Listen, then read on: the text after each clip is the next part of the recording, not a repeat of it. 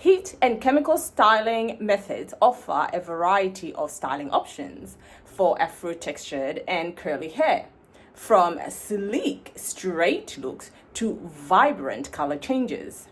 However, these methods can also lead to damage if not used correctly. So, we want to set the right temperature. You do not need very high heat to straighten your hair. You can stick to lower heat settings, so around 150 degrees Celsius to 170 degrees, and most of these, when you purchase them, will have heat regulation panels that you can use. In this chapter, we are discussing how to style your natural hair safely with heat. Manage the transition from chemically relaxed to natural hair, and provide tips for maintaining colored hair without compromising its health. So let's look at safe heat styling. Heat styling can be a quick way to change up your look. So this look, my hair is much longer than this, but I never get to enjoy the length I'm growing because it's always because of shrinkage, it's always looking like this. And with heat, I can actually have the option now to actually enjoy the length that I want, if I want to have that look. Sometimes you may also be looking for sleek styles. So this is my afro. It's frizzy, it's got a lot going on, and sometimes I may want a sleek look, and heat gives me that option. Sometimes you may also want defined curls, shiny, clumped, defined curls. Heat, once again, can give you that option. However, without proper precautions, heat can damage the hair. It does this by damaging the hair shaft, the outer layer, and that leads to dryness, breakage, and ultimately loss of curl pattern. Here's how to safely incorporate heat into your routine. Types of heat styling tools. You may be familiar with flat irons, and of course you're familiar with blow dryers. This one is a hot comb, and these are often used to achieve straight looks. So tips for styling with heat. You want to use a heat protectant. So these are silicone-based products that coat the hair and regulate how the heat interacts with your hair. Heat protectants form a barrier between your hair and the heat, reducing the amount of damage caused by high temperatures. And just an aside on this, you may have seen people testing heat protectants on YouTube and trying to rate which ones are more effective. The science behind it is more complex than the thermal paper that they used. So unfortunately, using the thermal paper is not the same as how the heat would interact with your hair. So we want to set the right temperature. You do not need very high heat to straighten your hair. You can stick to lower heat settings, so around 150 degrees Celsius to 170 degrees, and most of these, when you purchase them, will have heat regulation panels that you can use. So your 150 degrees Celsius works out to be about 300 degrees Fahrenheit to 350 degrees Fahrenheit. The recommended heat for Afro-textured hair, for fine or damaged hair, and I consider my hair texture fine. So fine hair textures actually have a layer missing. So we talked in episode 1 about the 3 layers of hair. So fine textures actually only have 2. So that's why they're just much more fragile. They're just finer. They're not as thick. That's what it means. It's not about the feel, it's just about the size of it. So you tend to be missing the medulla. So in those textures, you want to just be using 150 degrees Celsius to 170 degrees Celsius. For normal textures, so these ones you have your 3rd layer, you can go up to 190 degrees Celsius if you require it. So you can start with a lower temperature like 170 degrees Celsius and then go to the 190. And for those that have coarse hair, so this is your thicker strand, you can go right up to 200 degrees Celsius. But do you need it? You can just start off at 190 degrees Celsius. That's enough to give you a straight look. It's enough to give you a smooth look, a defined curl. However, often what we think that if we put more heat, then it will last longer. But the lasting longer just has to do with the humidity and what products are on your hair. So you want to then invest in a product that really avoids humidity, the anti-freeze kind of products. In the West African heat that I'm in, nothing really works at this point. But you can start looking oils, Butters will provide some level of delay of reversion, but how effective it is. But just so you know, it's not about how much heat I use. I could go and use 200 degrees Celsius on my fine texture. All I'll be doing is damaging it. It's not going to give me a longer lasting straight look. Tips for safe straightening. You really need to lower the heat. Use the amount of heat that your hair strand, whether it's fine, normal, or coarse, can handle. So we're starting from 150 degrees up to 200 degrees Celsius. If you have thick, if you have fine, stop at 170 degrees Celsius. Even though you're using the right amount of heat, you also need to just limit how often you do it. So you don't want to be doing heat styling for back to back for a long time. Limit it to once a month or even twice a month if you must. The less heat you use, the less you're messing with your natural texture. You want to check the tool's surface. You don't want to have it all jagged or rough, because this is also going to rip your hair, it's going to damage your hair. So please do check it, make sure it's clean, make sure it glides smoothly. Tools with ceramic or tourmaline surfaces can interact differently with your hair as well, where ceramic tends to be safer than the tourmaline. The tourmalines are usually used by the professionals. It just allows the maximum amount of heat. Hey, have you subscribed to our channel yet? You don't want to miss the next episode. Please subscribe to us and give us a thumbs up if you're finding this content useful. So ceramic surfaces and tourmaline surfaces tend to distribute heat a lot more evenly, so you avoid getting hot spots in one particular area which damages it. So you want to look and be aware of the kind of surface that your heating device has. Another important point, you want to avoid using heat on wet hair. Yes, you want to use heat only your hair is actually dry. That doesn't mean that you shouldn't have moisturized and conditioned it beforehand. That should definitely be done so that your hair is hydrated, but you don't want it to be still wet and then you're trying to straighten it. That's what that all means. So, signs of heat damage. Yikes! When you have straight or limp hair that refuses to revert to the curly state, that's your sign that you've damaged your hair.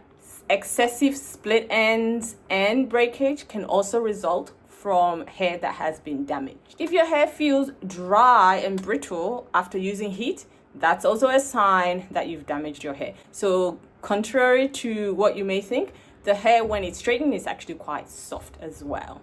So if it starts feeling dry and brittle, then it means you need to really be careful about how much heat you've been using. So how do we fix the damage? Well, try to at least. If it's very extreme, we may not have any option but to cut the hair. So use heat very sparingly. You can do protein treatments after straightening. So these help rebuild the structure of the hair, making it stronger and more resilient to breakage. Deep conditioning. Yes, you want to definitely do a deep conditioning after you straightened. You do it before, you definitely do it after as well. And this really just replenishes moisture that you inevitably lose when you use heat. Transitioning from relaxed hair to natural hair. The biggest challenge during the transitioning stage is managing two textures, your natural roots and the relaxed ends. The line of demarcation, this is where your natural hair and the relaxed hair is most fragile. So what you can look out for here, you may get increased breakage. You may notice more breakage as your natural hair grows in, especially if you're not careful with detangling and styling. But then there's the emotional side. Transitioning can be an emotional journey as you may feel unfamiliar with your natural texture. You've seen other people with their glorious natural textures, but you're a little bit unsure of how yours is going to turn out. And you may face social pressures regarding your changing look. People have been used to you with your sleek, straight hair, and now it's growing upwards. So let's talk about tips for transitioning. Protective styling. Styles like braids, twists, or wigs can help you manage the different textures and minimize daily manipulation, reducing the risk of breakage because now you have the two different textures. Moisture, as always, as you go on your natural hair journey, you see is key. Keep both the natural and relaxed parts of your hair well moisturized to prevent dryness and breakage. Use leave-in conditioners, deep conditioners, and oils to lock in the moisture. Avoid heat. Yes, though it may be tempting to use heat to blend the two textures, doing so can cause further damage, especially at the line of demarcation. Be gentle when detangling. Transitioning hair is prone to breakage because you've got the line of demarcation, and so you want to use at most wide tooth comb. I always advocate for the use of your fingers initially, so decide on based on your texture what's best for you, but this is the time to be gentle. And you want your hair to be moist, not dripping wet, but moist and conditioned when you're handling it. Then gradually trim the ends that are straight as you go. You don't have to do a big chop if you don't want to. I never did a big chop. Just gradually get rid of the straight ends as your natural hair takes over. Coloring natural hair. It's a great way to express your personality, but it requires extra care to avoid damaging your curls. Hair dye, especially bleach, can weaken the hair shaft, causing dryness, breakage, and even altering your curl pattern. So how do you prep your hair for color? As always, deep condition before any dramatic treatment. This makes sure that it's in the best possible condition. Protein treatments. Using a protein treatment to fortify your hair before coloring. This helps reinforce the hair structure and reduce damage from the dye process. And our leave-in conditioners have a small amount of protein. I think it's like 2% or 3% that routinely, as you use it, will strengthen your hair. But you also want to be treating your hair with a higher percentage of protein if you're going to be doing any of these kind of like heat stuff or the coloring. Clarifying your hair. Use a clarifying shampoo. The African black soap shampoo that we have acts as a clarifier. This removes product buildup. This ensures the color will penetrate your hair evenly. Maintaining color treated hair. Moisturizing is crucial. I think you see the pattern here. Color treated hair tends to be drier, especially if bleach was used. So focus on moisture rich products like deep conditioners, leave-in conditioners, and hydrating oils. Use color safe shampoos. Regular shampoos can strip the hair of color. Opt for sulfate-free, color-safe shampoos to prolong the vibrancy of your dye. At this point, you want to limit heat styling. We will not be using any heat tools while we have color treated our hair. Regular protein treatment to restore the breaking away of the proteins that may have occurred due to your color treatment. Risks of chemical treatments. Chemical treatments like relaxers, perms, or even texturizers can significantly alter the structure of hair. While these treatments may provide a desired look, they also come with risks. Relaxers straighten the hair by breaking the protein bonds in the hair shaft. Texturizers, on the other hand, loosen the curl pattern but do not straighten the hair. What are the risks of doing these chemical treatments? Breakage. Chemical treatments weaken the shaft, leading to breakage, particularly at the point where new growth meets existing hair that's been straightened. Scalp irritation. The chemicals used in relaxers and texturizers can irritate the scalp or even burn the scalp if not applied correctly. Permanent damage. Over time, chemical treatments can cause long-term damage to the hair, including thinning, breakage, and loss of natural curl pattern. Well, that's a given. So tips for minimizing damage. Limit frequency.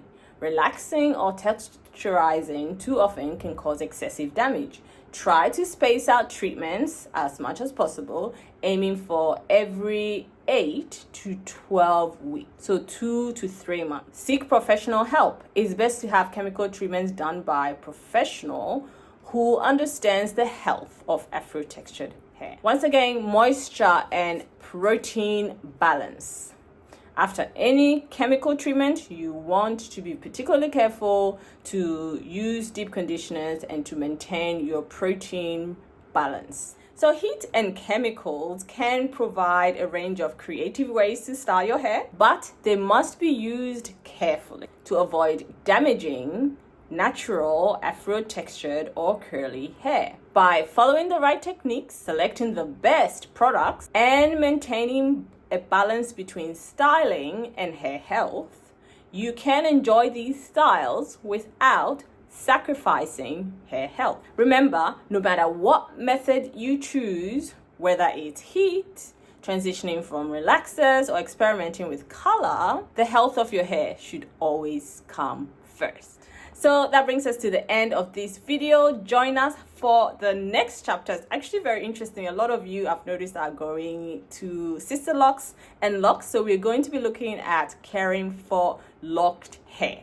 And you definitely don't want to miss the chapter after this, which will be exploring the emotional aspects of afro textured hair. Looking forward to seeing you then. God bless.